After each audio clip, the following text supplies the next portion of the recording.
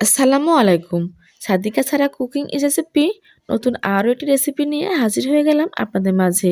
সহজে তৈরি করা যায় এমন একটি রেসিপি নিয়ে হাজির হয়ে গেলাম। আজকের রেসিপি জলপাই জেলি। আমরা বিভিন্ন ধরনের জেলি বাজার থেকে কিনে থাকি। জলপাই জেলিটা কিভাবে সহজে বাড়িতে তৈরি করা যায় সেটা আপনার মাঝে শেয়ার করব। আমি আজকে কেমিক্যাল বা ফুড কালার ছাড়া ন্যাচারাল কালারে বাসায় জেলি তৈরি করব। আর জেলিটা তৈরি করা খুবই সহজ। চলুন দেখে নিই বাসায় কীভাবে জেলি তৈরি করব। জেলি তৈরি করতে হলে প্রথমে নিতে হবে জলপাই। এখানে আমি 500 গ্রাম জলপাই নিয়েছি আর জলপাইগুলো কেটে টুকরো করে নিয়েছি। আঠি সহ জলপাইটা আমি নিয়েছি। এবার জলপাইগুলো পানি দিয়ে ভিজিয়ে রাখতে হবে। আমি এখানে দিচ্ছি 4 চামচের হাফ চামচের মতো লবণ, তার সঙ্গে দিচ্ছি পানি। এখানে আমি হাফ লিটার পানি অ্যাড করলাম। জলপাইয়ের সঙ্গে পানি আর লবণটা মিশিয়ে নিলাম। এবার আধা ঘন্টার জন্য আমি জলপাইটা ভিজিয়ে রেখে দিব। আর এভাবে ভিজিয়ে রাখার জন্য জলপাইয়ের যে কষ বা টক থাকবে সেটা অনেকটাই কমে যাবে। আধা ঘন্টা পর ফিরে আসলাম। এবার চুলাতে একটা আমি কড়াই বসিয়ে দিলাম।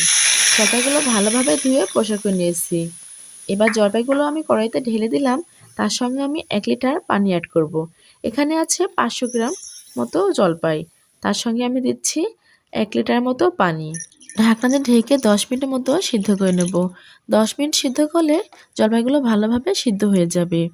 আর চুলার জাল এই পর্যায়ে মিডিয়াম আঁচে রেখে জলপাইগুলো ভালোভাবে সিদ্ধ করে নিতে হবে। 10 মিনিট পর ফিরে আসলাম। এবার দেখে নিই জলপাইগুলো পারফেক্টভাবে সিদ্ধ হয়েছে কিনা। একটা হাতনি দিয়ে জলপাইগুলো নাড়া দিলাম। নাড়া দিয়ে একটা জলপাইকে চাপ দিয়ে দেখে নিব জলপাইগুলো সিদ্ধ হয়ে গেছে। এর বেশি সিদ্ধ করা যাবে না। এর বেশি সিদ্ধ করতে গেলে জলপাইগুলো গলে যাবে। এবার আমি জলপাইগুলো ঢেলে পানি আর জলপাইগুলো আলাদা করে নেব। একটা ছাঁকনির সাহায্যে আমি জলপাইগুলো ছেঁকে নিচ্ছি। আমার জলপাই পানিগুলো বের হয়ে গেছে আর জলপাইগুলো আলাদা হয়ে গেছে। এবার জেলি তরকার জন্য চুলাতে একটা কড়াই বসিয়ে দিলাম। আর যে পানিটা আমি ছেঁকে নিলাম সেই পানিটা মেপে নেব। বড় একটা মগের সাহায্যে আমি পানিগুলো মেপে নিলাম। এখানে 1 মগ পানি হয়েছে, আধা লিটার মতো হবে।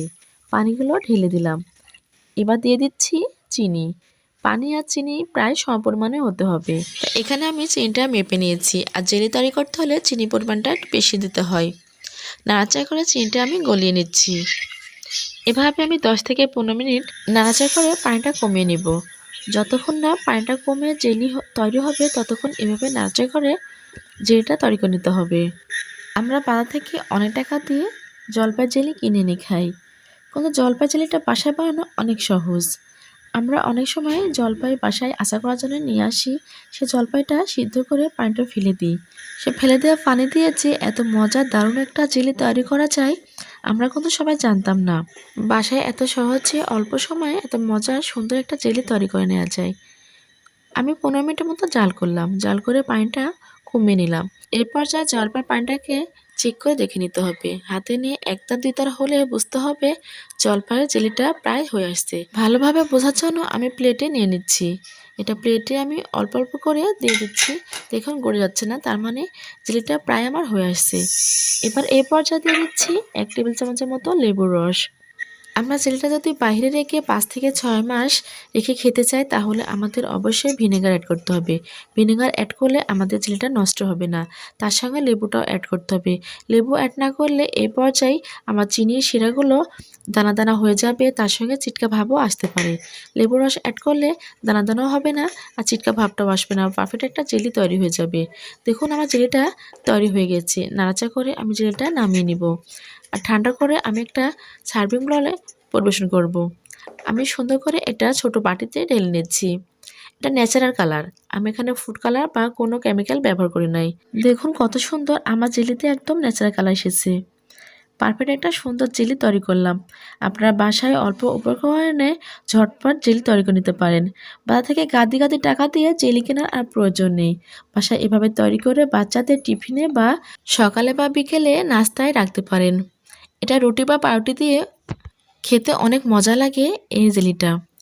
আশা করি আমার আজকের রেসিপিটা আপনাদের সবার কাছে ভালো লেগেছে। ভালো লাগলে লাইক, কমেন্ট, শেয়ার এবং সাবস্ক্রাইব করবেন। সাবস্ক্রাইব করে আমার চ্যানেলের সঙ্গে থাকবেন। আমি যেন আপনাদের মাঝে এমন মজার মজার রেসিপি নিয়ে হাজির হতে পারি। আর আপনাদের কাছে অনুরোধ রইল আপনারা একবার হলেও বাসায় ট্রাই করে দেখবেন। আর খেতে কেমন লেগেছে আমাকে অবশ্যই কমেন্ট বক্সে কমেন্ট করে জানাবেন। আর যে সিদ্ধ জলপাইটা আমি রেখে দিলাম সে জলপাইটা আমি ফেলে দিইনি। জলপাই দিয়ে সুন্দর একটা মজার আচার তৈরি করে নিয়েছি। আপনারা আচার বা চাটনি তৈরি করে নিতে পারেন। এক জলপাই দিয়ে আচার বা চাটনি দুইটাই তৈরি করে নিলাম। সবাই ভালো থাকবেন, সুস্থ থাকবেন। সবার সুস্বাস্থ্য কামনা করে আজকের মতো বিদায় নিচ্ছি। আবারও হাজির হয়ে যাব নতুন কোনো রেসিপি নিয়ে। আল্লাহ হাফেজ।